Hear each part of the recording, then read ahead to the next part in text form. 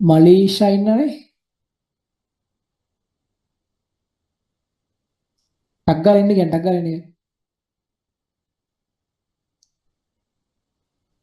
මේ නිකමට දැන් අපේ අන්තිම හරිය යන්නේ දැන් මේකෙන් පස්සේ ඉන්ටර්වලෙන් පස්සේ. ඊට කලින් මේ කතා කරන්න කියලා මම කියන්නම් නිකමට දැන් ඔය ගොඩක් එක එක මට්ටමේ දැන් මේ ළමයා ෆස්ට් අයි එකේ ෆිසික්ස් F කෙමිස්ට්‍රි S ඔහොම රිසල්ට් එකක් තියෙන්නේ. එතකොට ඒකෙන් දැන් මේකෙන් සෑහෙන්න මිනිස්සෙක් වැටෙනවනේ. ඒක ඉතින් මම කතා කරන්න දෙයක් නැහැ නේ ගියා කියයි. සෙකන්ඩ් ෂයි එකේ මෙඩිසින් සිලෙක්ට් නැහැ සෙකන්ඩ් ෂයි එකෙත් ළඟ රිසල්ට් එකක් දාලා දෙන්නේ. F එක B එකක් වෙලා මට මතක විදිහට A B B ද කොහෙද.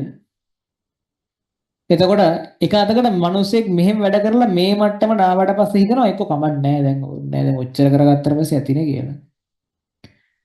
ඊට පස්සේ තව ෂයි එක කරලා මෙඩිසින් යනවා. මේ මිනිස්සයා ජීවිතේ මේ කාලෙත් දැකලා තියෙනවා මේ කාලෙත් දැකලා තියෙනවා. මේ කාලේ මිනිසුන්ගේ ප්‍රතිචාරات දැකලා තියෙනවා.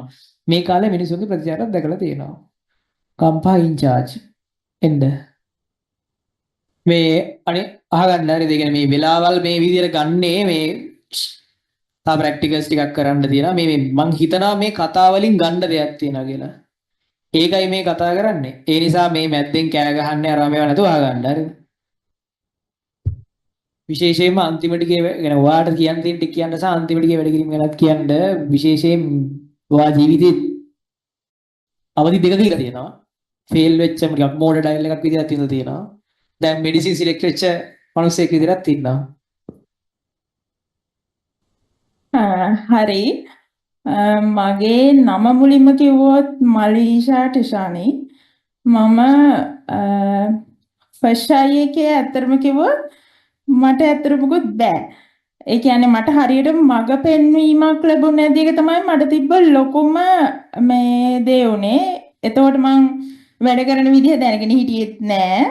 මම වැඩ කරනවා කියලා හිතුවේ ක්ලාස් ගියා තියරි පොත බලනවා. තියරි පොත පාඩම් කරනවා. මම ෆිසික්ස් වලටත් කරේ තියරි පොත පාඩම් කරනවා. ගණන් හදන්නෙත් නෑ, පේපර්ස් ලියන්නෙත් නෑ. මම පේපර් එකකට කියලා ලිව්වේ ඉස්කෝලේ ටර්ම් ටෙස්ට් එක විතරයි.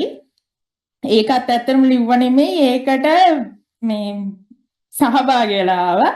එතකොටත් මට ලියන්න කිසිම දෙයක් තිබුණේ නැහැ. මට හොඳට මතකයි මම ඒකෙත් එසේ පේපරේට ලියන්නේ තනි CR කොලයක පිටු මේ තනි CR කොලයක දෙපැත්තක් ලියනවා හරිම අමාරුවෙන්. ඒකෙත් ලියන්නේ බොරු.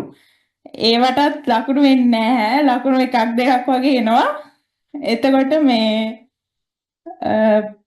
ෆස්ට් අයි එක ලියලා ඉවර වෙද්දි මං ඉතින් ෆිසික්ස් ෆේල්. ඇත්තටම මට විභාගයේ අදිත් එතකොට බයක් තිබුණේ නැහැ. ඇත්තටම බය වෙන්න කියලාත් මම ඇත්තටම දන්නේ නැහැ. ඊට පස්සේ මේ ඒ ෆේල් වුණාට පස්සේ මගේ යාළුවෝ ගොඩක් අය මෙඩිසින් ඉංජිනේරින් ගිහිල්ලා මම විතරක් ෆේල් වෙලා ඉද්දි ඒක ලොකු අමාරු දෙයක් වුණා. මොකද මේ මට ගොඩක් අය නැති වුණා. යාළුවෝ නැති වුණා. ඒ අය කැම්පස් ගියාට පස්සේ ඒ අයට අලුත් යාළුවෝ හම්බුණා.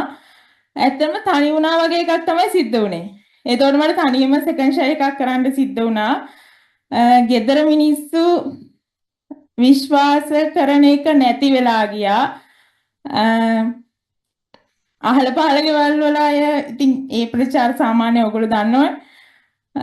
ඊළඟට සෙකන්ඩ් ෂයි එකේ මුලින් මම සර්ගේ ක්ලාස් එකට ඇවිල්ලා ඕගොල්ලෝ වගේ ඉඳගත්තේ කිසිම මේ දෙයක් නැති ෆිසික්ස් ෆේල් වෙච්ච මිනිසෙක් විදියට.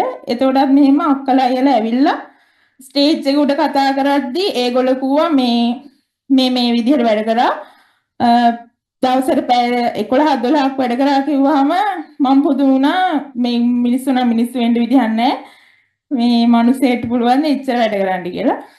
ඒ වුණාට මට පළවෙනි වතාවට තමයි හම්බුනේ වැඩ කරන විදිය කරන මේ කියන කෙනෙක්. මෙච්චර කල් හම්බෙච්ච කිසිම ගුරුවරයෙක් වැඩ කරන්න ඕනේ කියලා කිව්ව මිස ඒ කවුරුත් කිව්වේ නෑ මෙන්න මෙහෙමයි වැඩ කරන්න ඕනේ කියලා. ඉතින් පළවෙනි වතාවට අනුරාධ සර් කිව්වා මෙන්න මේ MCQ වල නම් මෙන්න මෙහෙම කරන්න, essay වලට මෙහෙම කරන්න. ওই විදිහට වැඩ කරන විදිහ කිව්වා. ඊට පස්සේ මම ඒ විදිහට වැඩ කරන්න පටන් ගත්තාම ඇත්තටම මට තේරුණා පැය 11ක් 12ක් නෙවෙයි මම එතකොට සෙකන්ඩ් ෂයි එක කරද්දි දවසට පැය 16ක් 17ක් වෙනකම් වැඩ කළා. එතකොට ඇත්තටම අන්තිම ටිකේ සමහරලාට මම කලේ වැඩ කරන එක විතරයි කියන්නේ. අන්තිම ටිකේ තමයි එහෙම ගොඩක්ම එතකොට අර ප්‍රශ්න තිබුණා නැත්තේ නෑ. ඕනම කෙනෙක්ට මේ කාලේ ප්‍රශ්න ඕගොල්ලෝ හැමෝටම ප්‍රශ්න. එතකොට ගොඩක් ප්‍රශ්න වලට මුහුණ දෙන්න සිද්ධ වුණා. ඒ දේවල් හේතුවක් කරගන්න නැතුව මට වැඩ කරන්න සිද්ධ වුණා.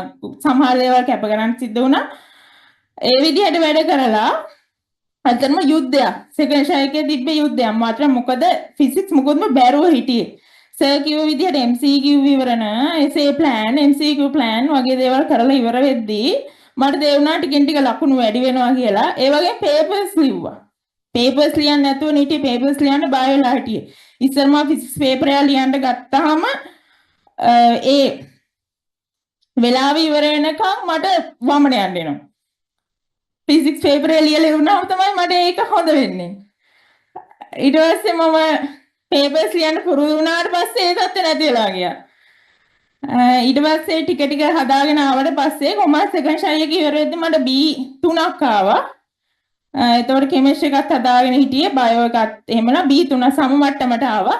එතකොටත් මට ගොඩක් මේ යන්න ඕන තරම් කෝසස් තිබුණා.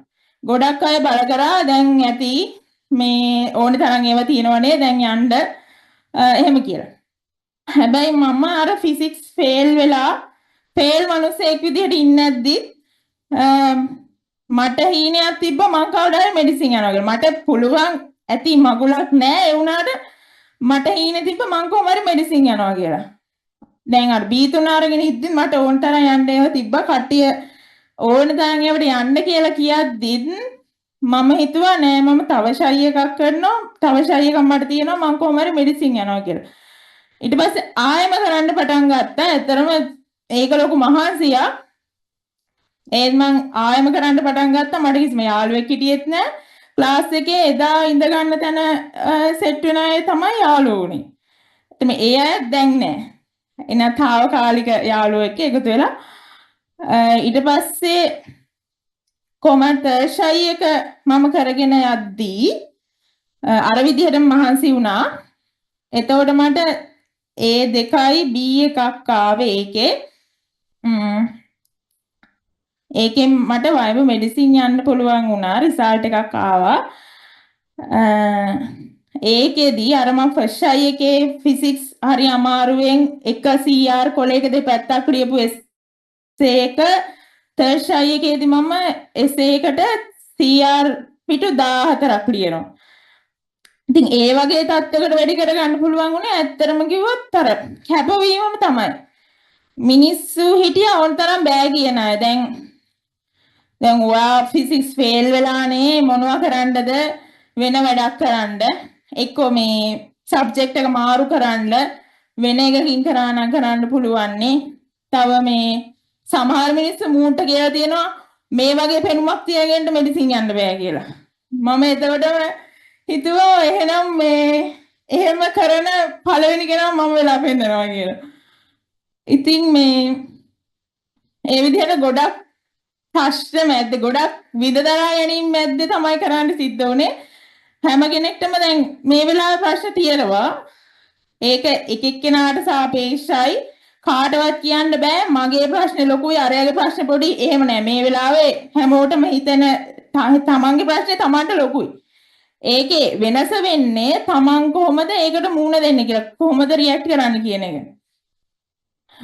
ඒකම තමයි තීරණය වෙන්නේ තමන්ගේ අනාගතේ.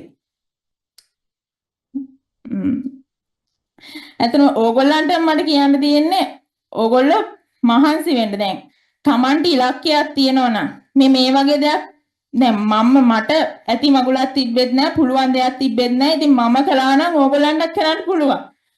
ඉතින් තියෙන්න ඕන දේ තමයි මුලින් දකින්න ඕනේ තමන්ගේ ඉලක්කය මොකක්ද කියලා. පැහැදිලි ඉලක්කයක් තිබ්බ නැත්නම් ඔහේ යන්නම් වාලේ ක්ලාස් ගියා කියලා කිසිම දෙයක් කරන්න පුළුවන් වෙන්නේ නැහැ. පැහැදිලි ඉලක්කයක් තියෙන්න ඕනේ. ඊළඟට කැප වෙන්න පුළුවන් වෙන්න ඕනේ කොන්දේසි විරහිතව. ඕගොල්ලන්ට මොන දේ තිබුණත් මේ වෙලාවේ මොන දේ කැප කරන්න සිද්ධ වුණත් ඒ දේ කැප කරන්න සිද්ධ වෙනවා. එහෙම නැත්නම් මේක අතහැරලා දාලා පැත්තකට වෙන්න වෙනවා. ඊළඟට තමන් ගැන විශ්වාස කරන්න ඕනේ. ඕගොල්ලෝ සමහර වෙලාවට මේ කාලෙදි මේ තත්ත්වෙට මුහුණ දෙනවා ඇති. එක මොහොතක් එහෙම නැත්නම් කාල සීමාවක් එනවා. තමන්ව වටපිටාව ඉන්න කිසිම කෙනෙක් විශ්වාස කරන්නේ නැති. තමන් ගෙදර අය පවා විශ්වාස කරන්නේ නැහැ මෙයා නම් මේ කරගනී කියලා. මටත් එහෙම දවසක් ආවා. එදා මා විශ්වාස කරන්න හිටියේ මම විතරයි. ඒ වගේ තත්ත්වයකට මේ දවස්වල සමහර විට ඕගොල්ලෝ මුහුණ දෙනවා වෙන්න ඇති. ඉතින් ඒකට කමන්නේ ඕගොල්ලෝ ඕගොල්ලන් විශ්වාස කරන්න. ඒ ඇති. ආත්ම විශ්වාසය හරිම වැදගත්. අර කැපවීමයි ආත්ම විශ්වාසයයි තමන්ගේ ඉලක්කය දකින්න එකයි තිබ්බම මේ කරන්න පුළුවන් ඕනෙම කෙනෙකුට. ඕනෙම කෙනෙක්ට කරන්න පුළුවන්. ඉතින් මට කරා නම් මම කරා නම් ඕගොල්ලන්ටත් අනිවාර්යෙන් පුළුවන්. එහෙම බැහැ කියලා කෙනෙක් නැහැ.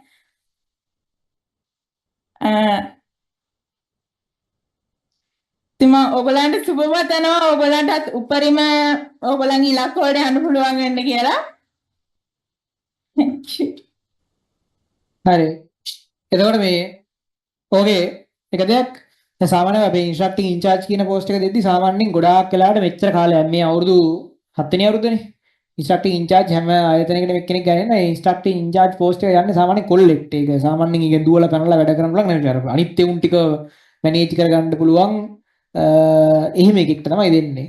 මේ පාර තමයි පළවෙනි වතාවට වෙනසක් කරලා ගම්පහ ඉන්ස්ට්‍රක්ටිං ඉන්චාර්ජ් විදියට මේ කිල්ලෙක් දැම්මේ හේතුව ගම්පහ ඒ තියෙන විවිධාකාරයේ කියන ඉන්ස්ට්‍රක්ටිං වල ඇතුළේදීත් එක එක හැන්ඩල් කරගන්න ඒ ප්‍රශ්න එනවා. ඒ ප්‍රශ්න ආවම මට මතක් වෙච්ච මනුස්සයා තමයි දැන් මේ මනුස්සයා ඒ කියන්නේ මම පන්ති යන කාලේ දැකලා දෙනවා. ඒ කියන්නේ ඔය කියන කතන්දර සමහර දේවල් ඒ කියන්නේ එක අතකට F එකක් A එකක් කරපු විතර F මට්ටමේ ඉඳලා A මට්ටමේ මානසිකත්වයේ විඳපු මනුස්සයෙක්. අඩු මට්ටමේ මානසිකත්වයේ විඳපු මනුස්සයෙක්. පස්සේ දැන් මෙඩිසින් මානසිකත්වයෙන් ඉන්න මනුස්සයෙක්. ඒක ඔය මනුස්සයෙක්ගේ ජීවිතේ මං හිතනවාට 100ට 100ක් කියන පරාස දෙක ඇතුළේ ජීවත් වෙන්න ලැබීම ලොකු දෙයක්. කියන්නේ ප්‍රතික්ෂේප වෙලා චාටර් වෙලා ෆේල් වෙච්ච එකෙක් මෝඩෙක් කියන ගානට වැටිලා අනිත් අතට දැන් අනිත් පැත්තට නිකන් මිනිස්සු බලන්නේ යා මෙඩිසින් කියපු මනුස්සයෙක් ડોක්ටර් කෙනෙක් කියන එකෙන් බලන මනුස්සයෙක්. අර ඒ වගේ මනුස්සයෙක්ට දෙන්න කියන්නේ දුන්නොත් මට හිතුණා නිකන් කොල්ලෙක්ට දෙනවට වඩා එකපාරටම හොඳ වැඩේ යයි කියලා. කියන්නේ ඉන්ස්ට්‍රක්ටිං ඉන්චාර්ජ් කියන්නේ අමාරු වැඩක්. ඒක ඔගෙන ඔයාලා ඉන්ස්ට්‍රක්ටිං આવොත් තේරෙයි. ඒකේ ඉන්ස්ට්‍රක්ටිං ටීම් එක මැනේජ් කරන එක අමාරු වැඩක්. විශේෂයෙන්ම ගම්පහ අපේ වැඩිපුරම පන්ති තියෙන තැන. එතකොට ඒක දී දුන්නාට පස්සේ දැන් මේ වෙනකොට ඊටාම සාර්ථක වැඩේ කරගෙන යනවා. සෑහෙන ප්‍රශ්න අවමයි ඊටාම මොදින් කරගෙන යනවා. ඒ වගේ මිනිස්සෙක් විශ්වාස කරන්න පුළුවන්. අර ජීවිතේ ගේමක් ගහපු මිනිස්සෙක් විශ්වාස කරන්න පුළුවන් ඕන වෙලාවක අනිත් මිනිස්සෙක්ට වඩා. හරි. එතකොට අපිට දැන් තියෙනවා හරි මේ මිනිස්සෙක්ගේ ඒවල දන්නවා මේ ස්ටේට් දෙක මොකක්ද කියන එක නිකන් අර චාටර් වෙච්ච ස්ටේට් එකයි අවදියයි මෙඩිසින් කියපු මිනිස්සෙක් කියන අවදියයි කියන දෙකේ මානසිකත්ව වෙනස්කම් දෙක එන ලොකු වෙනසක් ඒක. හැමදැනින් ප්‍රතික්ෂේප වෙච්ච මිනිස්සෙකුයි අනිත් මිනිස්සෙකු කියන එක. මේ මානසිකත්ව දෙක අතර ලොකු වෙනසක් තියෙනවා. හරි. එතකොට මේ අපිට දැන් ඉතුරු වෙන්නේ විභවමානයේ ප්‍රැක්ටිකල්ස්, කියන්නේ දර විද්‍යුතයේ හොඳ ප්‍රැක්ටිකල්ස් අමාරුම එකක්, يعني හොඳම එකක් සහ තාපයේ ප්‍රැක්ටිකල්ස්. එතකොට දැන් වැඩේ මම හිතනවා මේ වෙනකන් මේකේ හැරන් හිටියේ දැන් ඔය කම්මැලිය උන් නිදි ඔන්ලයින් උත් දැන් කම්මැලිය උන් නිදි ෆිසිකල් ඒ උනොත් කලිය උන් නිදි හරිද? එතකොට මම හිතනවා දැන් ඉන්නේ මේක කරගන්න ඕනේ උන්